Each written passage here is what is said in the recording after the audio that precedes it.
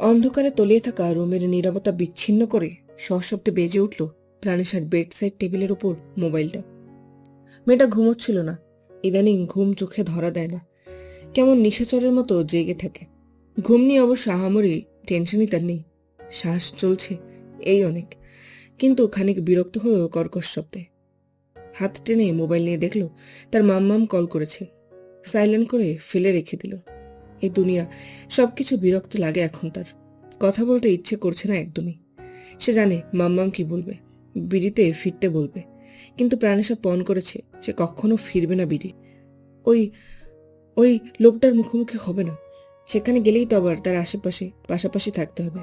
অন্তত নিঃশ্বাস নিয়ে বেঁচে থাকতে হলে এতটুকু দূরত্ব তার রাখতেই হবে।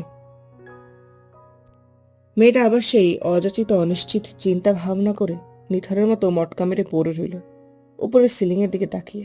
কটা বাজে তাতেও ধ্যান নেই। সোফিয়াকে দুবার কড়া নাড়াতে শুনেছে, তবুও মুখ ফুটে কোনো রামাত করেনি। আজ এক সপ্তাহ যাবৎ খাবারের, গোসল, ঘুম কোনো কিছুরই ঠিক ঠিকানা নেই কোনো। মেয়েটা এলোমেলো হয়ে গিয়েছে, বড্ড এলোমেলো। এক সপ্তাহ আগেই বিডি ব্যাক করার কথা থাকলেও কোনো এক অদৃশ্য কারণে ফিরে যেতে পারছে না জায়ান্ট। শহরতলির কিছুটা নিরালায় একটা বাটারফ্লাই শিপের বিশালাকার ডুপ্লেক্স বাড়ি আছে তার। যখনই আসা হয় অ্যাপার্টমেন্ট ছাড়া এখানেও ওঠা হয় মাঝে সাঝে। বাদবাকি সময় সার্ভেন্টসরা দেখাশোনা করে। গত এক সপ্তাহ ধরে এখানেই আছে জায়ান্ট। ওদিকে হসপিটাল থেকে কল আসছে বারবার। তার মতো একজন দায়িত্বশীল পুরুষের সবকিছু বড্ড এলোমেলো হয়ে গিয়েছে।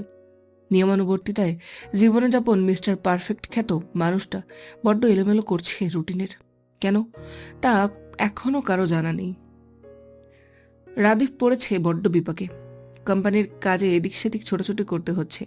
সেই সাথে জায়ানের আগুন ঝরা গম্ভীর মুখশ্রী যখন তখন কলিজা কাঁপিয়ে দিতে সক্ষম। এন গোমট পরিস্থিতির কোনো হেতু সে বের করতে পারছে না। আজও বিকেল হতে একটা ফাইল হাতে নৈশব্দে ডুবে থাকা আধুনিক কাঁচ ঘেরা ডুপ্লেক্স বাড়িটার ভেতরে প্রবেশ করলো ফ্রেঞ্চ গেট ঠেলে। পাসওয়ার্ড দ্বারা দরজা খুলে প্রবেশ করলো বিনা অনুমতিতে। রাদিফের আগমনে লিভিং রুমের কাউচে আসন গাড়া জায়ানের ভেতর তেমন একটা হেলদোল দেখা গেল না। বড্ড নির্লিপ্তেই চুমুক বসালো ওয়াইনের গ্লাসে। রাদীপ দীর্ঘশ্বাস ফেলল। কোন ডক্টর এত ড্রিঙ্ক করে? মাঝে মধ্যে শ্যাম্পেন নিত পার্টিতে, কিন্তু গত সপ্তাহ হতে লাগাতার এসবই গিলতে দেখছে তাকে। কি কারণের সে কিছুতেই বুঝতে পারছে না। বুক ফুলিয়ে দীর্ঘশ্বাস ফেলে এগিয়ে যেতে যেতে বলল, স্যার, এই ফাইলটাতে সাইন লাগবে আপনার, একটু চেক করুন। জায়ান চোখের ইশারায় রাদীপকে বসতে বলে শূন্য দৃষ্টে ফাইলে ভুলিয়ে সাইন করে দিল গটগট করে।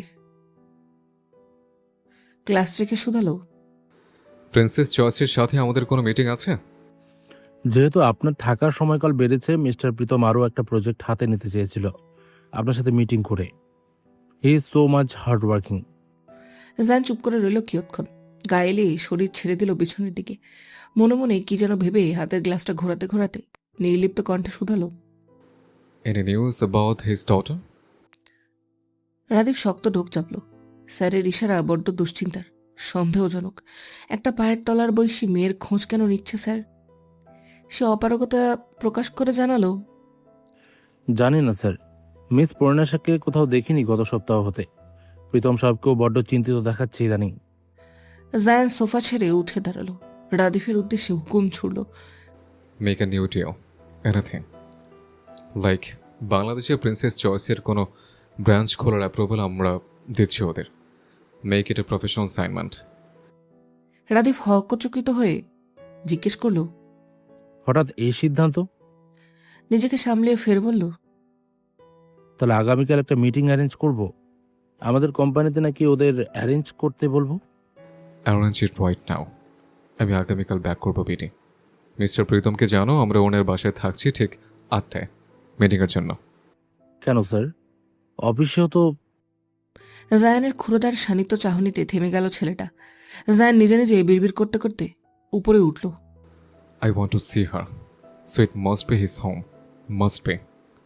বড্ড অনীহা নিয়ে রুম থেকে বের হয়েছে প্রাণশা। চোখে মুখে বিষণ্ণতার ছাপ স্পষ্ট। নির্ঘুম রাতের সাক্ষী হিসেবে আগমিত হয়েছে চোখের নিচে আধারের। সন্ধ্যা হতে কিসের যেন তোড়বার শুরু হয়ে গিয়েছে বাড়িতে। রুম থেকে বুঝতে পেরেছিল কিছুটা, ভেবেছিল যাই হোক সে বের হবে না রুম ছেড়ে, তার এখন সবকিছু বিরক্ত লাগে। কিন্তু বারবার পাপার ডাকে বের না হয়ে উপায় পেল না মেয়েটা।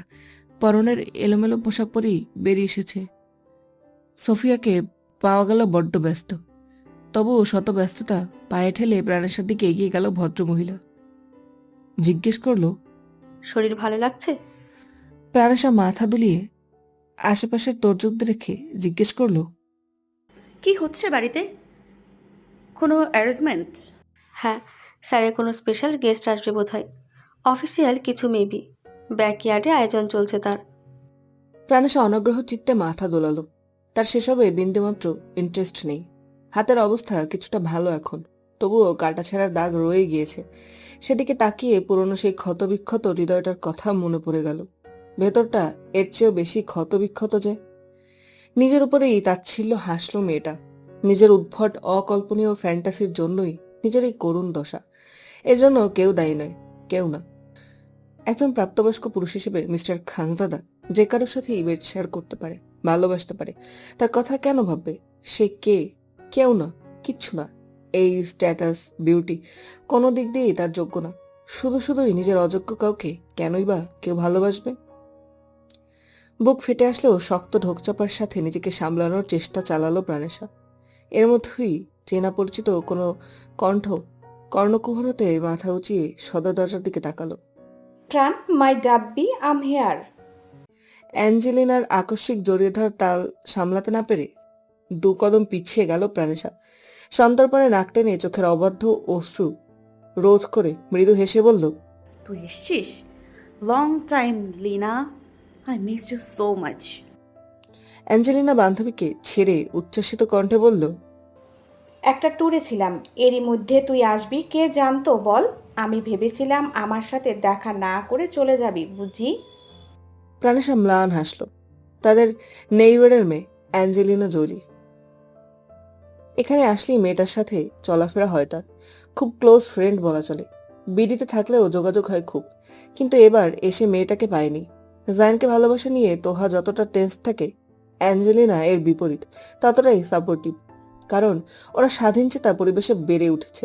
এগুলো খুব নর্মাল ওদের জন্য। প্রাণেশা নিজের অযাচিত চিন্তা বাদ দিয়ে বলল, তোকে ছেড়ে এবার কোথাও যাচ্ছি না, এখানেই থাকবো। অ্যাঞ্জেলিনা আশ্চর্য হয়ে বলল, ও মাই গড, তাহলে তীর যে কে, যার জন্য এক প্রকার এখানে আসা ভুলে গিয়েছিলি, তাকে না দেখেই একেবারে থাকতে পারবি না তুই? হ্যাঁ, আমার আর কেউ নেই। প্রাণেশা বাক্য সম্পূর্ণ করার আগেই সেখানে উপস্থিত হলো প্রীতম। মেয়ের উদ্দেশ্যে বলল, মামুনি, তুমি এখনও রেডি হওনি? গেট রেডি ফার্স্ট, গেস্টরা চলে আসছে তো। কিসের গেস্ট পাপা? আমার এসব ভালো লাগছে না। প্রীতম সাহেব হতাশ হলেন। মেয়েটার যে কি হয়েছে! এদিকে স্ত্রী বারবার কল করছে দেশে পাঠিয়ে দিতে। এক্সামের রেজাল্ট নাকি বের হবে শিগগিরই। তার উপর তার জন্য বেশ খুশির এক সংবাদ এসেছে। মিস্টার খানজাদা বিডিতে তার কোম্পানির একটা ব্রাঞ্চ খোলার আহ্বান জানিয়েছেন। প্রীতমের নিজের খুব ইচ্ছে ছিল বাংলাদেশে কিছু করার। শূন্য হতে এ পর্যন্ত উঠেছে পরিবারের সাপোর্টবিহীন। যতটুকু করেছে কেবল নিজের আর ফ্রেন্ডসদের কল্যাণে। আফরোজাকে বিয়ের পরেই বাড়ি থেকে বের হয়ে যেতে হয়েছিল। নিজেকে একা প্রতিষ্ঠিত করতে কম ত্যাগ করতে হয়নি তার। কিন্তু যার জন্য এত কিছু করলো, সবকিছুর ব্যস্ততায় তার সাথেই সম্পর্কের সুতো ছিন্ন হয়ে গেল। মনে মনে দীর্ঘশ্বাস ফেলল প্রীতম। অ্যাঞ্জেলিনাকে খুব ভালো করেই চেনে তিনি, তাই মেয়েকে কিছু না বলে অ্যাঞ্জেলিনার উদ্দেশ্যে বলল, ওকে একটু রেডি করিয়ে দাও তো মামুনি। আমার কোম্পানির কিছু স্পেশাল গেস্ট আসছে। আমার একমাত্র প্রিন্সেসের যদি এই অবস্থা দেখে তাহলে মান সম্মান থাকবে বলো? আর হ্যাঁ, তুমি নিজেও থাকবে কিন্তু, ওকে? অ্যাঞ্জেলিনা মাথা নাড়িয়ে সম্মতি জানিয়ে প্রাণেশাকে টেনে উপরে নিয়ে গেল। জিজ্ঞেস করলো, কি হয়েছে, এত মনমরা হয়ে আছিস কেন? Did something happen? প্রাণেশা ঝরঝরিয়ে কেঁদে ফেলল। আবেগ সামলিয়ে সবকিছু দ্রুত ভুলে যাওয়ার মতো এতটা ম্যাচিওর সে এখনো হয়নি। আর জেগের প্রতি তার মাত্রা ছাড়া আবেগ, মোহ, এটা কিভাবে সামলাবে সে এত কম সময়? তাই ওভাবেই কোনো রকম আহাজারি করে বলল, আমার আর কিচ্ছু রইল না রে লেনা, কিচ্ছু না। যে কে আমাকে ভালোবাসে না, উনি অন্য কাউকে চায়। নিজ কানে শুনেছি। ওই ওই রিল্যাক্স রিল্যাক্স প্রাণ, শান্ত হ। বলেই অ্যাঞ্জেলিনা মেয়েটাকে বুকে জড়িয়ে নিল। যা বোঝার বুঝে ফেলেছে। কি বলে সান্ত্বনা দেবে বুঝতে পারল না মেয়েটা। কেবল মেয়েটাকে কাঁদতে দিল, যদি একটু হালকা হয় মনটা। অনিচ্ছা সত্ত্বেও প্রাণেশাকে তাদের ব্যাকইয়ার্ডের পুল সাইডের পাশের ছোটখাটো পার্টিটাতে আসতে হলো। খুব কম সংখ্যক মানুষ। পুল সাইডের চারপাশের পাম গাছগুলো থেকে ঝুলছে ছোট ছোট মৃদু হলুদ রঙের ফেরি লাইটস, যার নরম আলো পুলের নীল জলের বুকে প্রতিফলিত হয়ে এক অপার্থিব পরিবেশ তৈরি করছে। কি দারুণ মনোরম লাগছে পরিবেশ। কেবল ব্যাকগ্রাউন্ডে খুব মৃদু স্বরে বাজছে একটা অ্যাকোস্টিক গিটারের সুর। ভেতরে খাবারের আয়োজন, তবুও বসার জন্য লঞ্চ, চেয়ার আর আরামদায়ক আউটডোর সোফা পাতা হয়েছে। উপস্থিত 2-4 জন হাতে ড্রিঙ্কসের গ্লাস নিয়ে খুব নিচু স্বরে মার্জিত ভঙ্গিতে নিজেদের মধ্যে কথা বলছেন। প্রাণেশা অ্যাঞ্জেলিনা সমেত এক কোণে একটা লঞ্চ চেয়ারে চুপচাপ গিয়ে বসল। তার চোখের সেই চঞ্চলতা আজ উধাও। সেখানে কেবল এক অদ্ভুত ব্যাকুলতা। কিন্তু অ্যাঞ্জেলিনা ফ্রেন্ডসের মন ভালো করতে বকবক করেই যাচ্ছে। বলছে, আমার দেখা সবচেয়ে প্রিটি গার্ল হচ্ছিস তুই। গড সোয়ার, আমি ছেলে হলে তোকে আর কাউকে পেতে দিতাম না। আচ্ছা চল, একটা ডিলে আসি। এখন তো তোর ওই জে কে সাথে কোনো চান্স নেই। তাহলে আমার কাজিনের সাথে সেট করিয়ে দেই। He is also a handsome guy ইয়ার, খুব জেন্টালম্যান। প্লিজ প্লিজ, তোকে না পাই কাজিন ইন ল হিসেবে অন্তত রেখে দেই। প্রাণেশা ওর পকর পকর শুনে না চাইতেও ম্লান ঠোঁটে হাসল মৃদু। চুপ করতে বলল, কিন্তু অ্যাঞ্জেলা তো সেই মানুষ নয়। বয়স কম হলেও বড্ড ছন্নছাড়া মেয়ে। ড্রিঙ্কসও করে মাঝে সাঝে। সে উঠে গেলেও নিজের পছন্দসই একটা ড্রিঙ্কস আনতে। সুযোগ পেয়েছে যেহেতু হাতছাড়া করা উচিত নয়, একদম নয়। প্রাণেশা ওর গমনপথে চেয়ে নিজের কোলে দৃষ্টিপাত করলো, ফের নখ খুঁড়তে লাগলো। পরনে ল্যাভেন্ডার সালোয়ার স্যুটটার দিকে তাকিয়ে রইল এক দৃষ্টিতে। সবসময়ের মতো আজ আর সাদা কালোতে মোড়ায়নি নিজেকে। কার জন্যই বা মোড়াবে? ওই লোকের সবকিছু থেকে নিজেকে দূরে সরিয়ে নেবে সে। এতে যত খুশি তত কষ্ট পাক সে। ভাগ্যক্রমে লিজা পেয়েছে এটা। মাম্মাম দিয়ে দিয়েছে বোধহয়। বেশ স্বস্তি পেয়েছে এতে মেয়েটা। পার্টি কিছুটা চাঞ্চল্যকর হতেই ব্যাকইয়ার্ডের কাচের স্লাইডিং ডোরটা খুলে আগমন ঘটল বহুল কাঙ্ক্ষিত ব্যক্তির। প্রীতমের অ্যাসিস্ট্যান্ট আরিয়ান সহ প্রীতম এগিয়ে গেল সেই ব্যক্তিকে সমাদরে রিসিভ করতে। বেশ চঞ্চল কণ্ঠে জানালো, ওয়েলকাম মিস্টার খানজাদা। আপনার এই অভাবনীয় প্রস্তাবে বেশ খুশি হয়েছে আমি। আমাদের কোম্পানির জন্য এটা অনেক বড় একটা অ্যাচিভমেন্ট। প্রাণেশার শির দ্বারা সোজা হয়ে উঠল আপনা আপনি। ঘাড় ঘুরিয়ে আশ্চর্য নজরে সেদিকে তাকিয়ে দেখল, হ্যাঁ, ওই লোকটাই আসছে। তাকে এখানে আশা করেনি প্রাণেশা, একদম না। এতদিনে তো বিডি ব্যাক করার কথা। লোকটা সেই নজর কাড়া আকর্ষণীয় রূপ দেখে মেয়েটা ভাবে নিশ্চয়ই গার্লফ্রেন্ডের জন্য রয়ে গিয়েছে। চোখ উপচে জল আসে প্রাণেশার। সঙ্গে সঙ্গে চোখ সরিয়ে নিল মেয়েটা। সবাই তার সাথে শত্রুতা করছে। কেন কেউ তাকে একটু বাঁচতে দিতে চাইছে না? কেন কেন কেন? নিজেকে আড়াল করে সেখান থেকে ছুটে পালিয়ে আসবে তার আগেই প্রীতম নওয়াজ ডেকে উঠলেন, Pranesha, greet your uncle, come here বেটা। প্রাণেশা নিঃশ্বাস আটকে দাঁড়িয়ে গেল ঘুরে। জান অদ্ভুত দু চোখে মেয়েটাকে পিছন থেকে দেখে গেল। তাকে দেখেই মেয়েটা চলে যাচ্ছিল। কত বড় দুঃসাহস! এই ভালোবাসা এত দ্রুত শেষ। দাঁতে দাঁত চেপে রইল শক্ত চোয়ালে। গত একটা সপ্তাহ কি তোলপাড় নিয়ে কাটিয়েছে কেবল সেই জানে। এজন্যই মেয়েটাকে কঠোর শাস্তি পেতে হবে। একদম বরাদ্দকৃত এটা। মেয়ের কোনো প্রতিক্রিয়া না দেখে প্রীতম সাহেব বড্ড লজ্জায় পড়ল। একবার জাইনের দিকে তাকিয়ে সৌজন্য হেসে বলতে বলতে মেয়ের দিকে এগোল, মেয়েটার শরীরটা ভালো যাচ্ছে না ইদানিং, বুঝলেন? সেদিন কি হলো তা তো দেখলেনই। এরপর থেকে না খাওয়া বন্ধ করে রেখেছে এক প্রকার। কোনো কথাই শুনছে না। এদিকে ওর মাম্মাম কল করে বারবার বিডিতে পাঠিয়ে দিতে বলছে, অথচ মেয়ে নাছরবান্দা, কিছুতেই যাবে না সে। বলতে বলতেই প্রাণেশার কাছে পৌঁছে গেল সে। জায়ান রাদিফ দু কদম দূরেই দাঁড়িয়ে রইল। কালো জ্যাকেট গায়ে, প্যান্টের পকেটে হাত দিয়ে চওড়া কাঁধ টান টান করে দাঁড়িয়ে রইল সে। পুরুষালী ষষ্ঠীর দেহে দুহাতের মাসল ফুলে পেঁপে উঠেছে কি নিদারুণ ভাবে। নীলাভ তীক্ষ্ণ দুচোখ মেয়েটার দিকেই দাবিত করে রাখলো দুর্বেদ্য মানব। সে দেখতে চায় মেয়েটা ঠিক কতটা অবাধ্য হতে পারে। সেদিনও ইগনোর করেছে। আজও করলে এর ফল খুব খারাপ হবে, খুব। সে এতটাও সাধু নয় বয়স দেখে নিজের ভেতরের পিশাচকে দমিয়ে রাখবে। শুরু থেকেই তো দূরে রেখেছিল জাগালোকে, এখন নিশ্চয়ই তাকেই সামলাতে হবে তার এই বেপরোয়া বিপজ্জনক পুরুষালী সত্তাকে। নিজের মর্জির মালিক সে, নেচে কুদে তার জীবনে এসেছে, এখন সামান্য আঘাতে এভাবে পিছিয়ে গেলেই কি সে নিস্তার দিয়ে দেবে? একদম না। এন্ট্রি নিতে চেয়েছে হাজার বারণের নিয়েছে, এবার তার মর্জিতে নাচতে হবে, তার মর্জিতেই। নিজের পার্সোনাল গণ্ডিতে সে মোটেও গাঁট বাঁধা নিয়মের জেন্টেল সাধু নামকরা ডাক্তারের রুলস রেগুলেশনে চলে না, চলে নিজেও বেপরোয়া উত্তত মন মর্জিতে, একদম নিজ খেয়াল খুশিতে। এদিকে অপারক প্রাণেশা উপায়ন্তর না পেয়ে ঘুরে দাঁড়ালো বাবার আদেশে, কিন্তু চোখ উঁচিয়ে দ্বিতীয়বার তাকানোর ভুলটুকু করলো না, নতমস্তকেই জানালো, hello Rafid uncle, hello Zayan uncle. যার নাক ফুসিয়ে নিঃশ্বাস টেনে দাঁড়িয়ে রইল। রুক্ষ চোয়াল আরো শক্ত হয়ে উঠল, বিনা বাক্যে তেজি কদমে সরে আসলো সেখান থেকে। কিন্তু রাদিফ অভদ্রতা দেখালো না, বিনয়ী কণ্ঠে মেয়েটার সাথে আরো দু চারটা কথা বলল। মনে মনে চিন্তা করলো, এদের মধ্যে কি চলে? সব কেমন অদ্ভুত গরমিল লাগে দুজন মুখোমুখি হলে।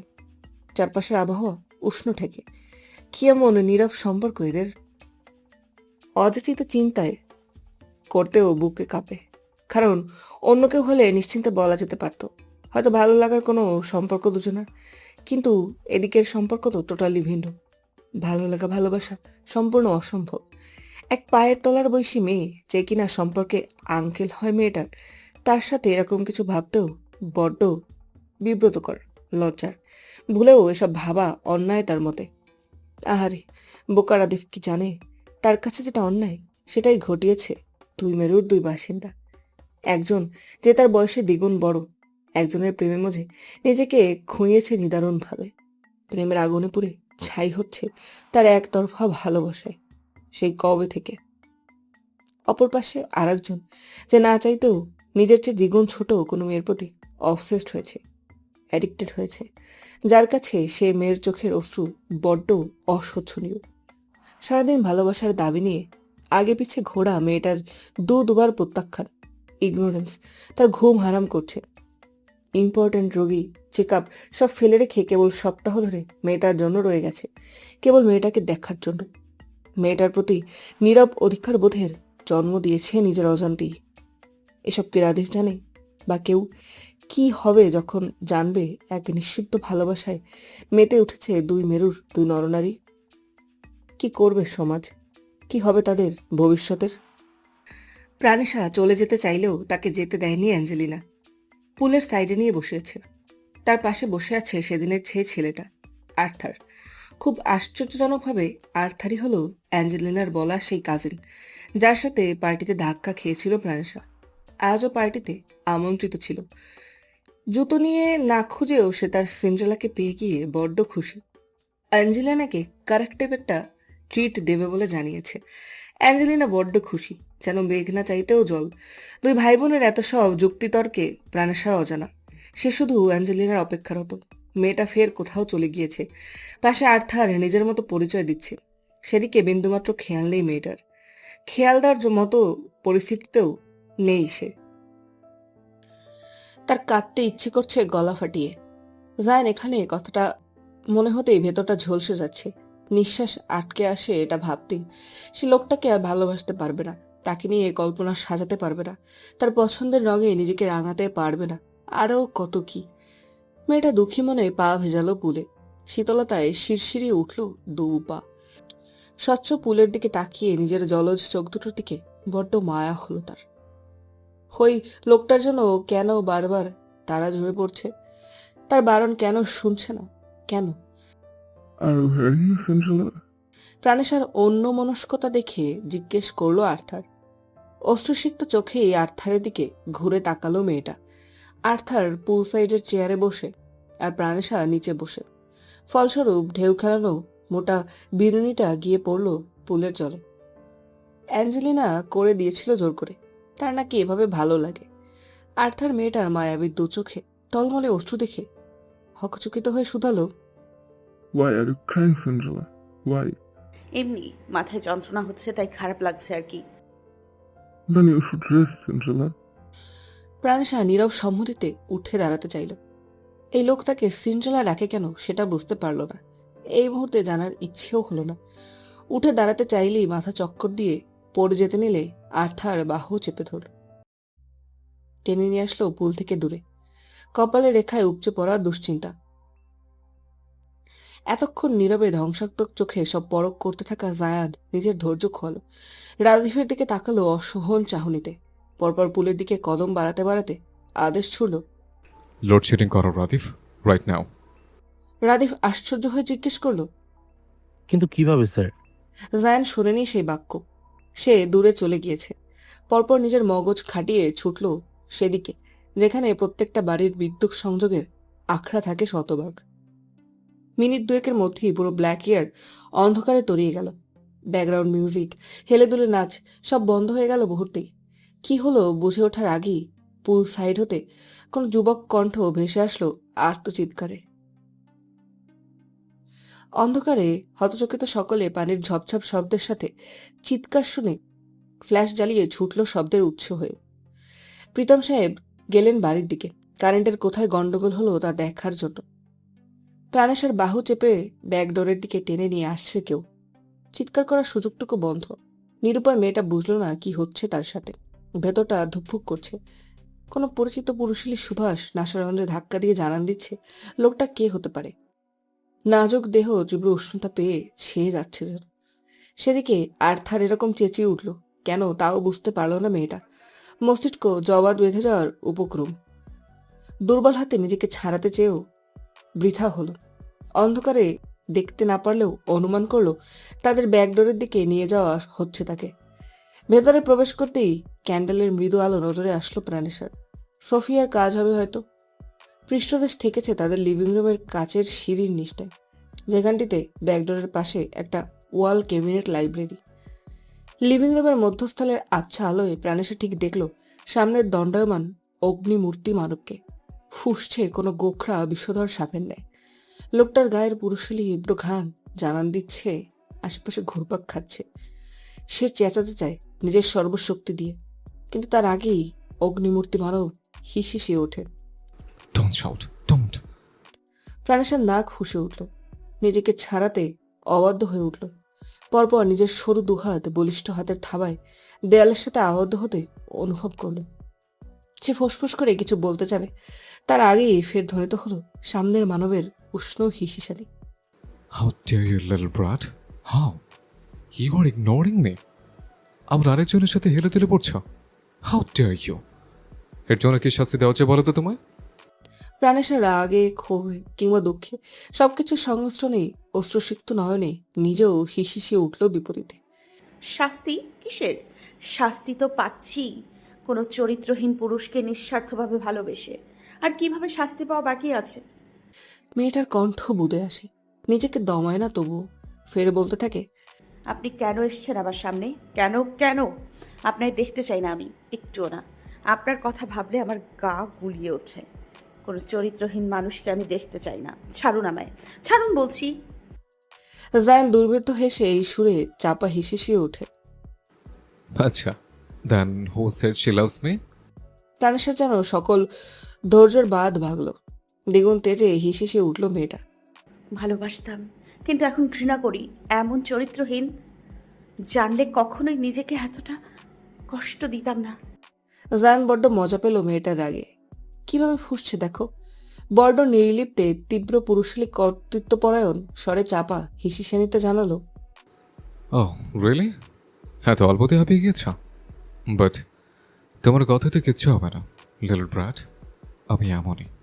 You still have to love me. Say you love me. Otherwise you will have to take a raw punishment for ignoring me. Punishment ignore করার জন্য? কেন?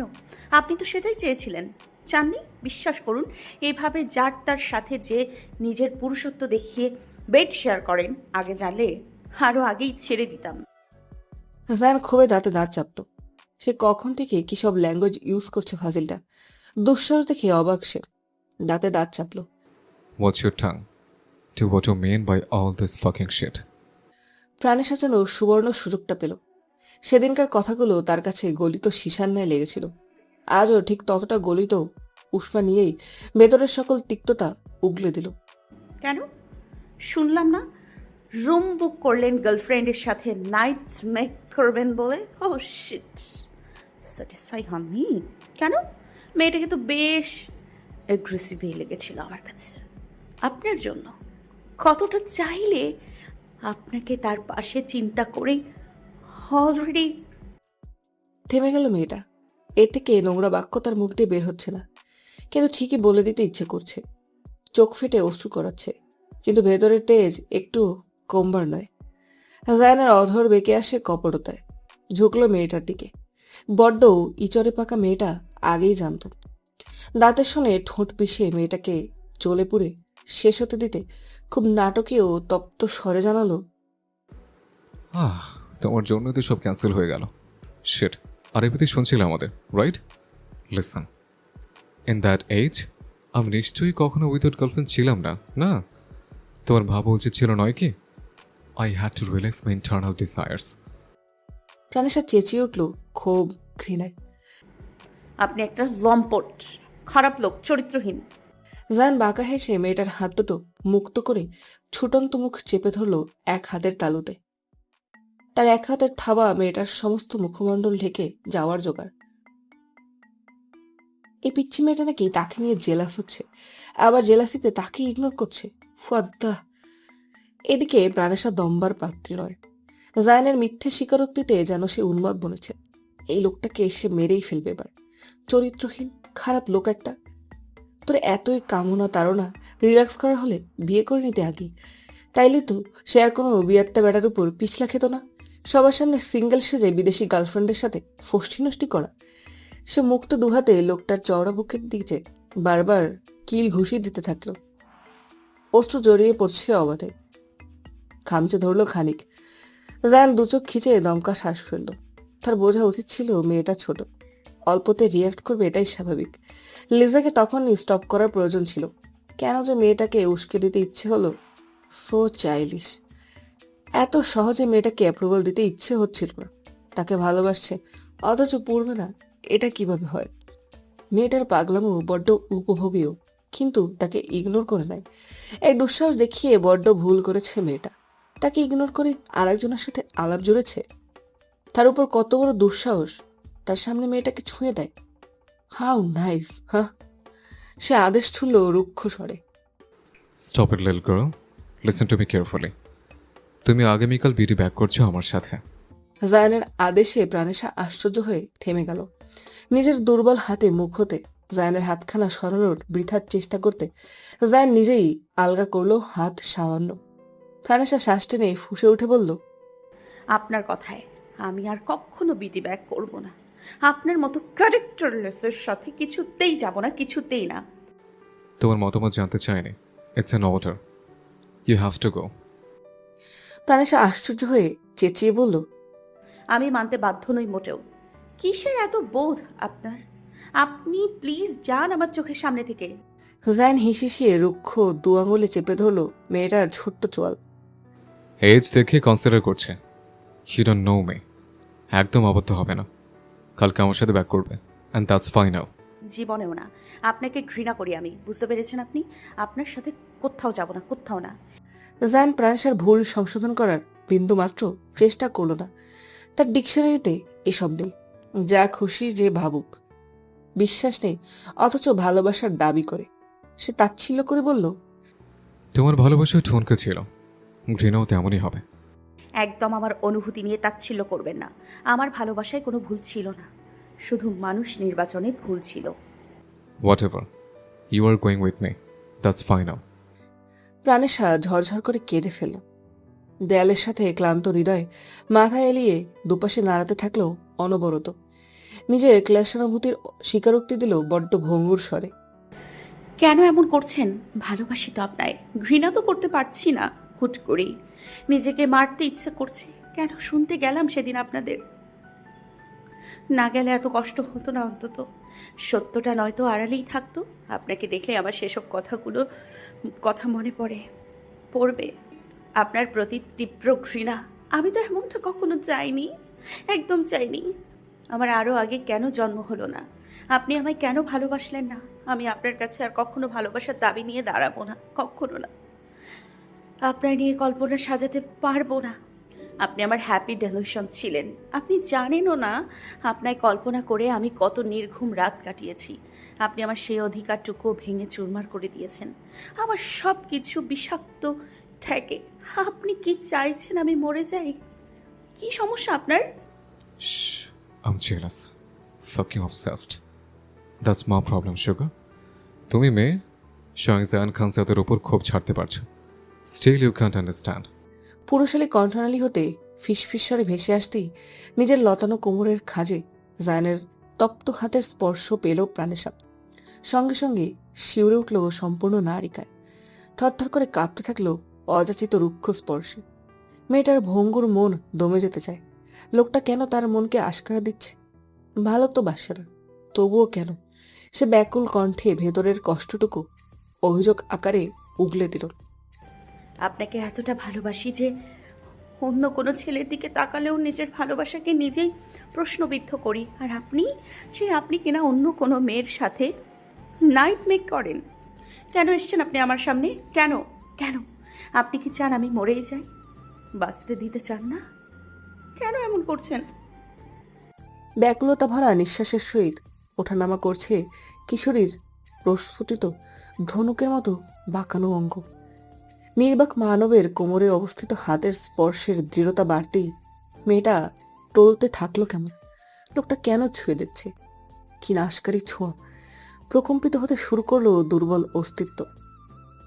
প্রাণেশে ঢুলছে। তীব্র অনুভূতির তাড়নায় পা কাঁপছে মেয়েটা। দেহটা বড্ড হালকা লাগছে কেন যেন।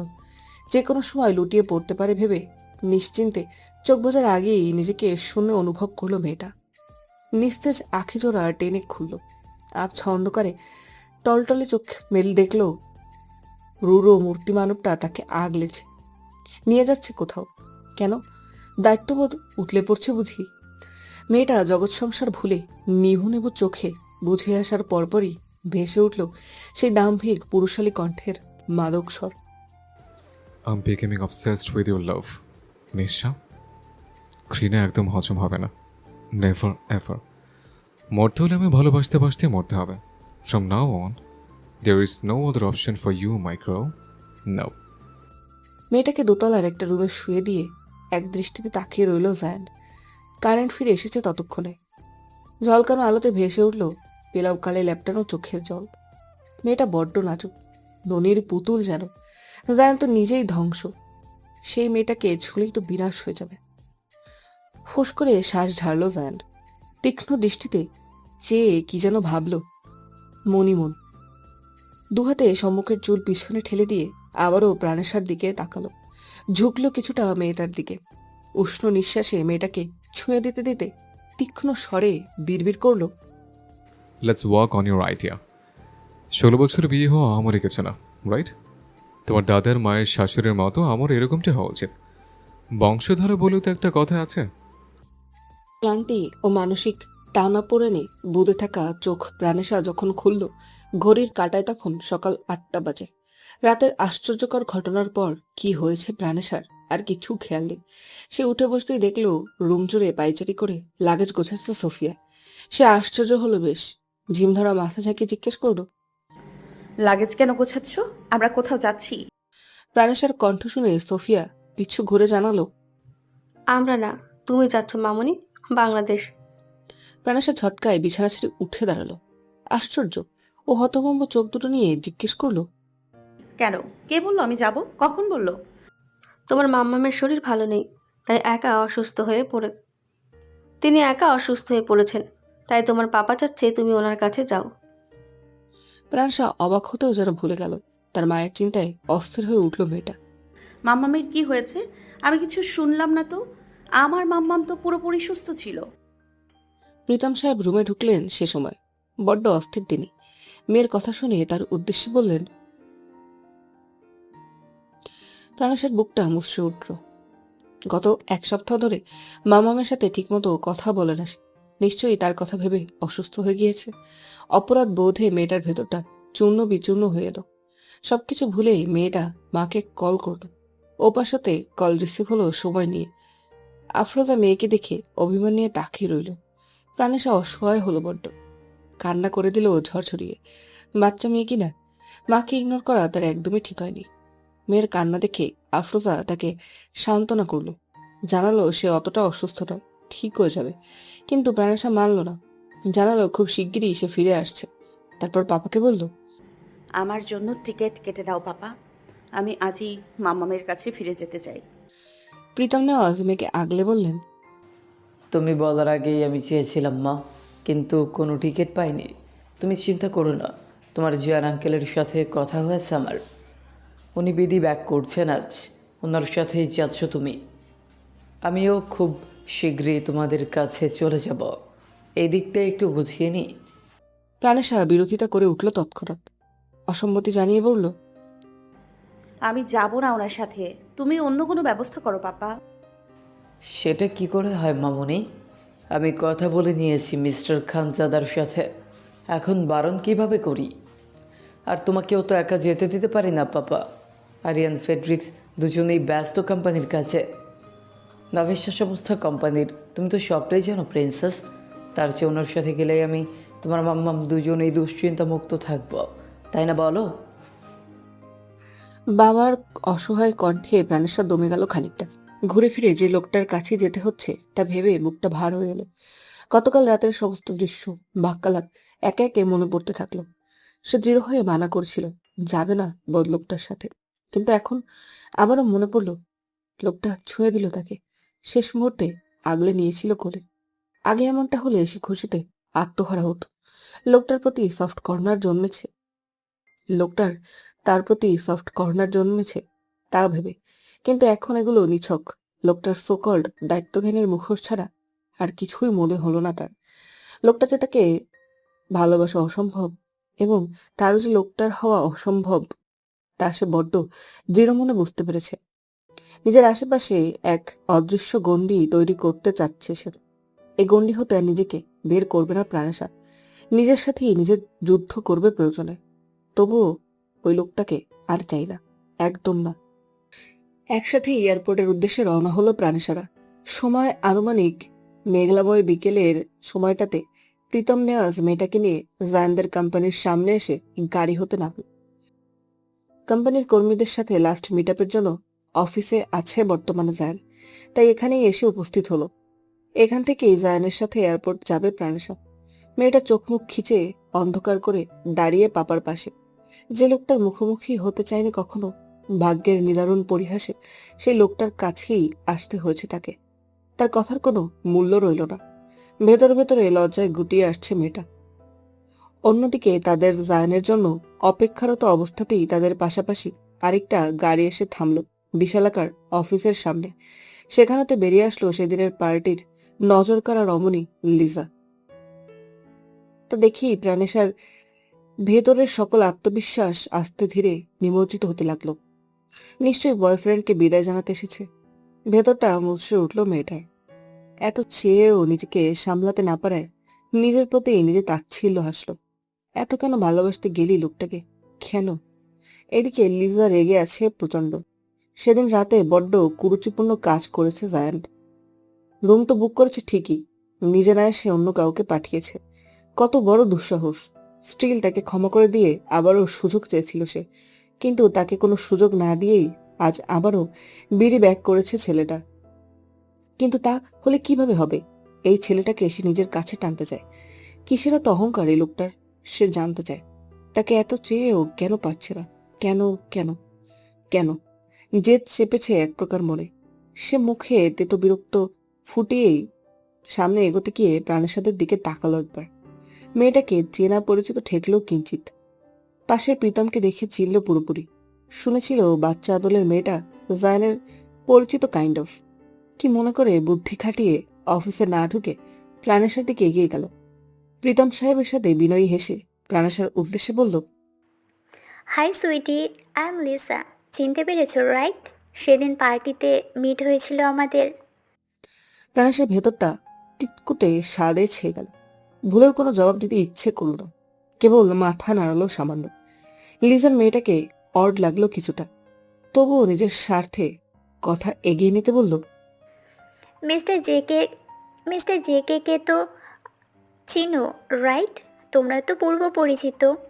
Does he have anyone in Bangladesh? Do you know? Pranesha প্রশ্নাত্মক চোখে চাইলো লিজার দিকে। বয়ফ্রেন্ডের গার্লফ্রেন্ড আছে কিনা তাকে জিজ্ঞেস করছে কেন? ওর চাহনি দেখে লিজা কাষ্ঠ হেসে ফের বলল, ইউ নো না, he is too much a perfect guy. I like him, kind of love বলা চলে baby, but he never give me any chance here. আমি যতটুকু জানি, he is a pure eligible bachelor in Bangladesh. Then why he reject me every time? তুমি কি জানো কিছু? আফসোস আক্ষেপ উপচে পড়ছে লিজার কণ্ঠনালী হতে। মেয়েটা বোধহয় সত্যি জানের উপর মরেছে। প্রাণেশা হাঁ হয়ে তাকালো। ভেতরের অবাধ্য হৃৎপিণ্ডটা ধুকপুক ধুকপুক শব্দে ফেটে বেরিয়ে আসার উপক্রম। সে নিজেকে সামলাতে না পেরে জিজ্ঞেস করেই বসলো, কেন? আপনার গার্লফ্রেন্ড বয়ফ্রেন্ড নন? পার্টির দিন রাতে মাছি তাড়ানোর মতো প্রাণেশার কথা হাওয়ায় উড়িয়ে দিল লিজা। বড্ড আবেগপ্রবণ হয়েছে মেয়েটা। জানালো, গার্লফ্রেন্ড বয়ফ্রেন্ড? সিরিয়াসলি?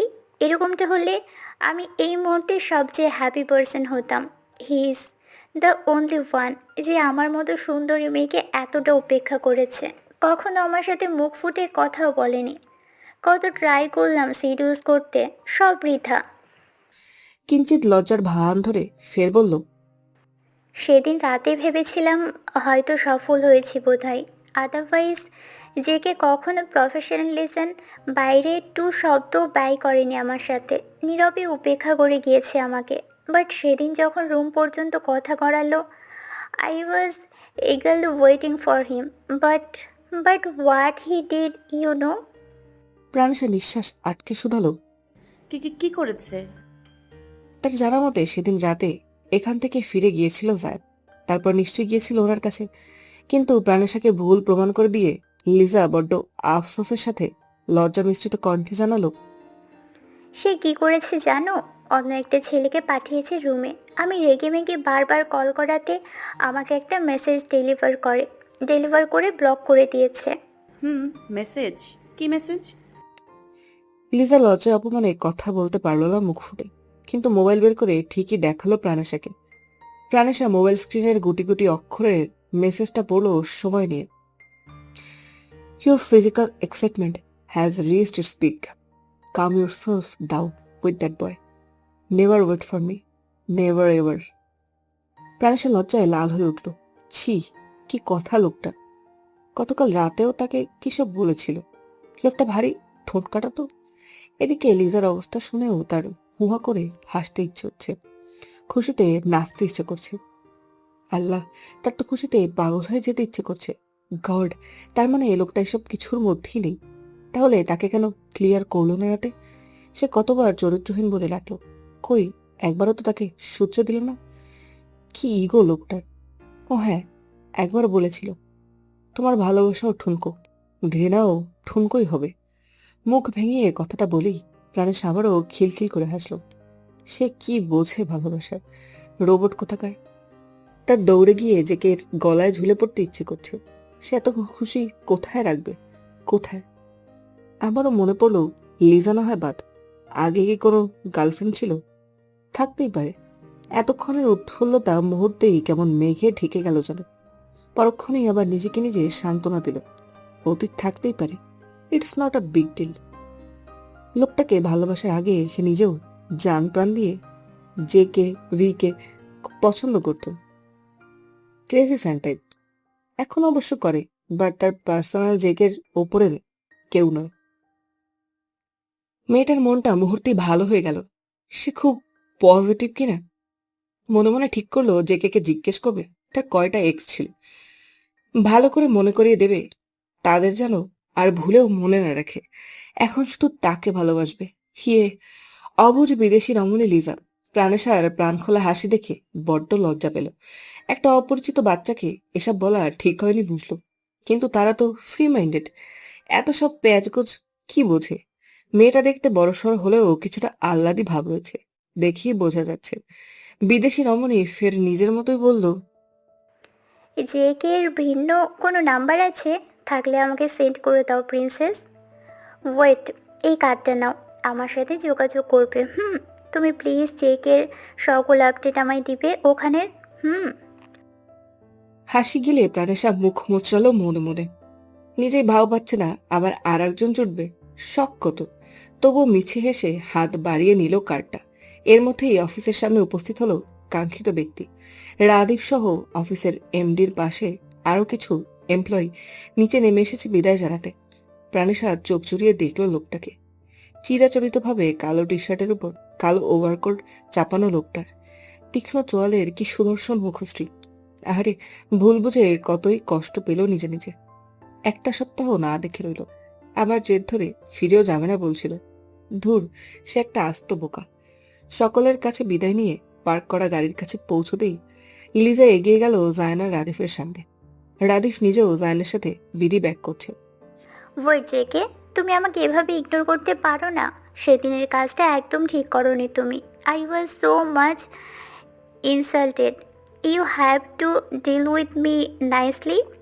জায়ান এক নজর লিজার দিকে তাকিয়ে দৃষ্টি সরিয়ে পিছনের ষোড়শীকে দেখল, যার দীপ্তিময় চোখ দুটো তার দিকেই নিবদ্ধ। কেমন উজ্জ্বল আলোর ছটা। চেহারা দেখে মনে হচ্ছে বড্ড খুশি।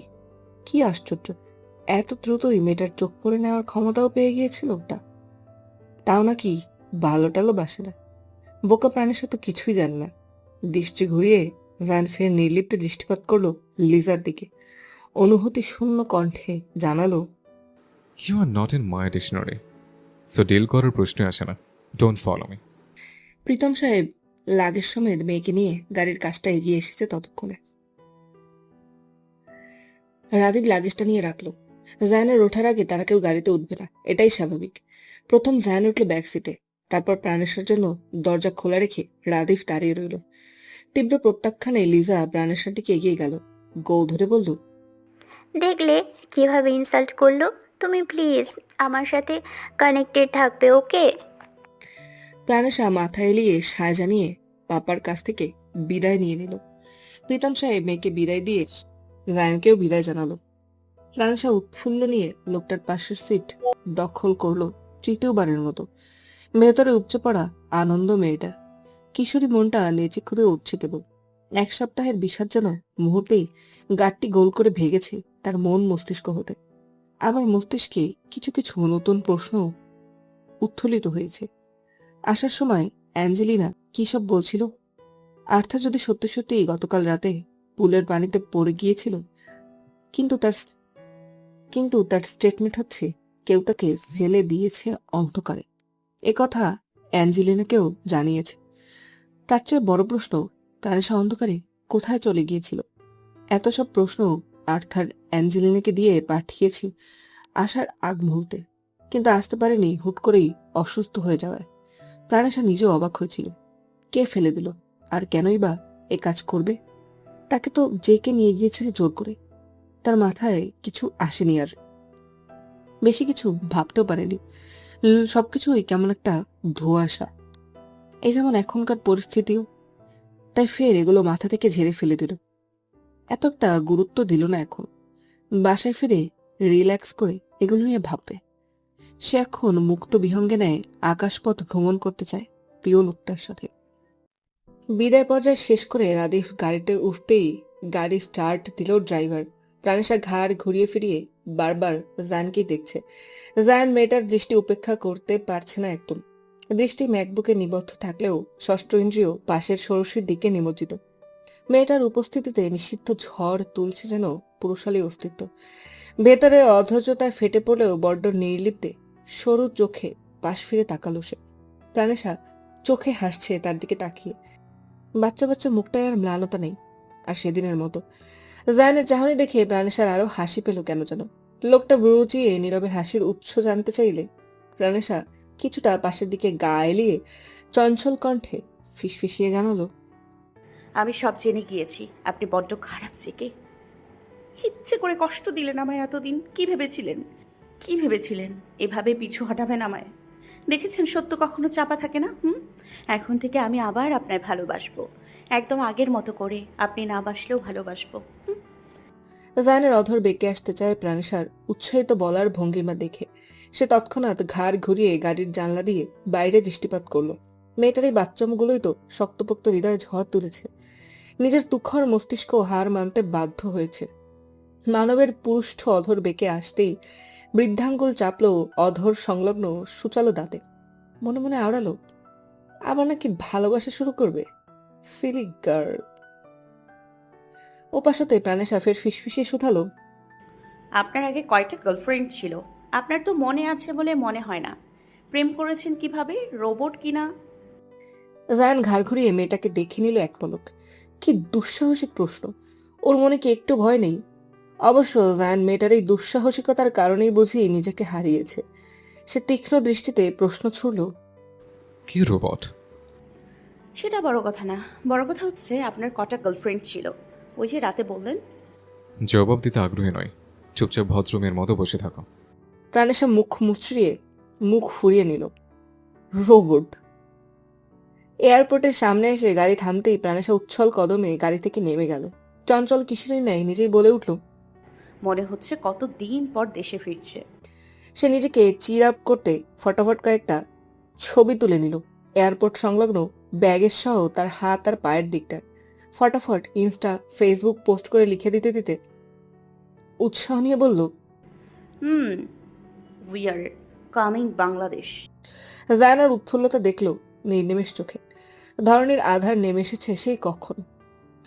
চারিপাশে ঝলকানো আলোতে কিশোরীর নির্ভতিতায় বাঁকা হেসে সামনে কদম বাড়াতে বাড়াতেই নিজেই বিড়বিড় করল, we are heading to Scotland, sugar. 10-15 minutes wait করতে হয়েছিল রানওয়ের জন্য জেট রেডি করতে। সে সময়টুকুতেই মেয়েটার ছুটোছুটি দেখল রাদীপ। বয়সী কিশোরী, কিন্তু ভালোবাসায় পাকা রমণী, যেন এক মুক্ত বিহঙ্গ। রাদীপ ফোঁস করে নিঃশ্বাস ছেড়েই ব্যাগের সহ ভেতরের দিকে হাঁটা ধরল জায়ানের পিছু পিছু। জায়ান আরেকটু সামনে যেতে যেতে কপাল চাপড়ালো মনে মনে। যাকে নিয়ে এত দূর নতুন শহরে যাচ্ছে সে নিজেই জানে না সে আসলে কোথায় যাচ্ছে। সে দেখছে মেয়েটার দিকে জায়ানের অনন্ত স্থির মুগ্ধ দৃষ্টি। জায়ানের মতো একটা মানুষের কিভাবে মনের এই পরিবর্তন ঘটল ভাবলেও তার মস্তিষ্ক এলোমেলো হয়ে ওঠে। গতকাল রাত থেকে সে একরকম ট্রমায় চলে গিয়েছিল যেন। তবুও জায়ানের তীক্ষ্ণ বুদ্ধিসম্পন্ন এক একটা পদক্ষেপ দেখেছে সে। একটা পায়ের তলার বয়সী মেয়ের জন্য এত দুনিয়া উলটপালট! How is all that possible? গতকাল রাতেই রাদীপ যা বোঝার বুঝে ফেলেছিল। এরপর থেকে যা কিছু জায়ান তাকে দিয়ে করাচ্ছে, কোনো কিছু না বুঝে আর উপায়ও নেই। সে বড্ড অবাকতার সাথে কেবল জিজ্ঞেস করেছিল, আমাদের সোসাইটি।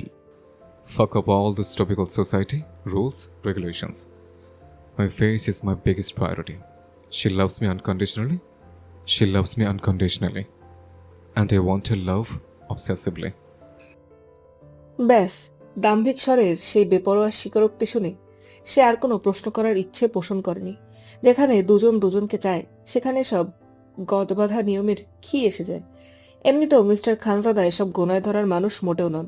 উগ্র, বেপরোয়া, একরক্ষা তিনি বরাবরই নিজের কর্তৃত্ব ফলাতে অভ্যস্ত। তাই সেও এরকম একজন মানুষের অ্যাসিস্ট্যান্ট হয়ে নির্দ্বিধায় সব করে গিয়েছে রাত হতে। একটা নির্ঘুম রাত কাটিয়ে রওনা হচ্ছে স্বল্প পরিচিত কিন্তু অনেকের বহুল কাঙ্ক্ষিত একটা দেশের। প্রায় 12-13 ঘন্টা জার্নি শেষ করে জেকে গ্রুপের রাজকীয় প্রাইভেট জেটটি যখন আটলান্টিক মহাসাগরের মেঘের বুক চিরে ধীরে ধীরে নিচের দিকে নামতে শুরু করলো, রাদীপের ডাকে ঘুমন্ত পরীর ঘুম ভাঙল। সে এতক্ষণ সময় কাটিয়েছে ঘুমিয়ে। জেটে ওঠার আগে একবার পাপার মামার সাথে কথা হয়েছিল। পাশে ছিল জেকে। মনটা বেশ ফুরফুরে থাকায় ঘুমটাও ভালো এসেছিল। যেন এক সপ্তাহের গুলো পূরণ হচ্ছে। কিন্তু ঘুম ভেঙে জানলার কাজ গলিয়ে সম্পূর্ণ ভিন্ন চিত্র নজর এলো তার। জানলার কাচের ওপারে চোখ মেলে স্তব্ধ হয়ে রইল কিয়ৎক্ষণ।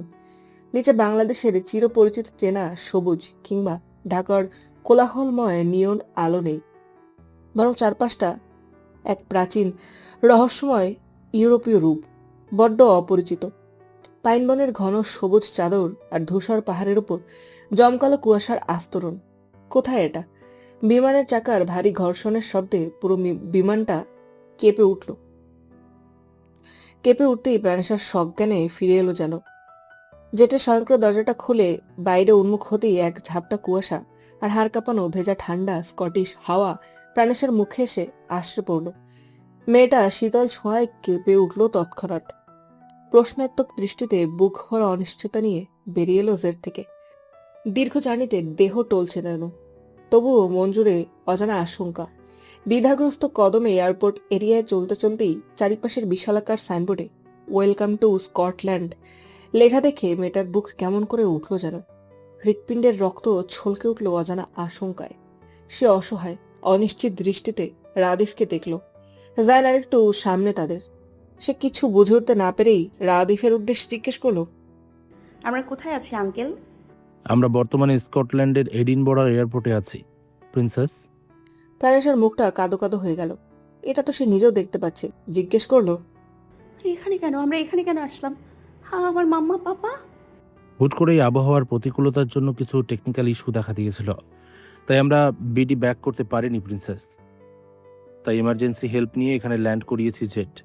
তুমি চিন্তা করো না, তোমার মাম্মাম পাপার সাথে স্যার কথা বলে নিয়েছে, অল ইজ ওকে। আমরা আগেও এখানে থেকেছি। আমেরিকার মতো যুক্তরাজ্যেও জেকে গ্রুপের একটা বড় ইনভেস্টমেন্ট ব্রাঞ্চ আছে, আমাদের যাতায়াত হয় প্রায়ই। সো তুমি কোনো দুশ্চিন্তা করো না মামনি, আবহাওয়া ঠিক হলে আমরা বিডি ব্যাক করব। গতকাল রাতের মগজে ঢোকানো সবটাই সুন্দর সাবলীলভাবে সাজিয়ে বলল রাদিফ। এখানে আসার পূর্বে আসা যাওয়া ব্যতীত বাকি সব সামনের উপস্থিত চলন্ত তুখর মানবের সাজানো গোছানো ফুলপ্রুফ প্ল্যান। প্রাণেশা সেসব মোটেও আজ করতে পারল না, তবু যেন কিঞ্চিত স্বস্তি পেল। কিন্তু সে তার মাম্মাম পাপার সাথে কথা না বলে শান্তি পাবে না। তাদের সাথে শিগগিরই কথা বলতে হবে। সময়টা প্রভাতের অগ্রভাগ হলেও ঘন কুয়াশার আস্তরণে চারপাশ তেমন কিছুই বোঝা যাচ্ছে না। আকাশটা মেঘলা মনে হচ্ছে, যেন যে কোনো মুহূর্তে বৃষ্টি নামবে। মেয়েটা সামনে এগোতে এগোতে দেখল এয়ারপোর্টের রানওয়েতে এক কোণে জেকে গ্রুপের একটা কুচকুচে কালো বিলাসবহুল মার্সিডিজ গাড়ি অলরেডি ইঞ্জিন চালু করে দাঁড়িয়ে আছে। কালো সানগ্লাস আর ওভারকোট পরা একজন বিশালদেহী বিদেশি সিকিউরিটি গার্ড সোজা হয়ে দাঁড়িয়ে বিশাল সাম্রাজ্যের অধিকারী গাট্টাগোট্টা দাম্ভিক মানবটাকে সেলুট ঠুকছে। পুরোপুরি এয়ারপোর্ট থেকে বের হতেই প্রাণেশা ঝটকা খেল শীতল হাওয়া গা ছুঁয়ে দিতে। তার গায়ে তো নর্মাল ড্রেস ব্যতীত ভারী কিছুই নেই। মেয়েটার দাঁতে দাঁত লেগে যাওয়ার উপক্রম হলো যেন, তবুও চারিপাশের পরিবেশ দেখতে বিমুগ্ধ হলো। ঘাড় ঘুরিয়ে অপার্থিব কিছু সৌন্দর্য অবলোকন করতে করতেই মেয়েটা কনকনে ঠান্ডায় দুহাত বুকে জড়িয়ে নিতে অনুভব করল কম্পিত কাঁধে ভারী বস্তুর অস্তিত্ব। পেছন ফিরে তাকিয়ে দেখল জায়ান নির্লিপ্তে নিজের ওভারকোটটা তার গায়ে জড়িয়ে দিয়েছে। মেয়েটা বিস্মিত হলো, এটাও সম্ভব? লোকটার হাঁটুর সমান ওভারকোট তার পায়ের পাতা অব্দি এসেছে। কপাল। গাড়িতে ওঠা। ব্যাস, আর কোনো বাক্য বিনিময় হলো না। লোকটার টুকরো টুকরো অসমাপ্ত বাক্য, নীরব চাহনি, অনাকাঙ্ক্ষিত ছোঁয়া, অস্পষ্ট গতিবিধি সব যেন রহস্যময়। প্রাণেশাকে বড্ড ভাবাচ্ছে। নীরবেই অবদ্ধ মন এক আদিম অনুভূতির প্রাপ্তিতে নেচে উঠতে চায়, আবার মস্তিষ্ক দমিয়ে দেয়।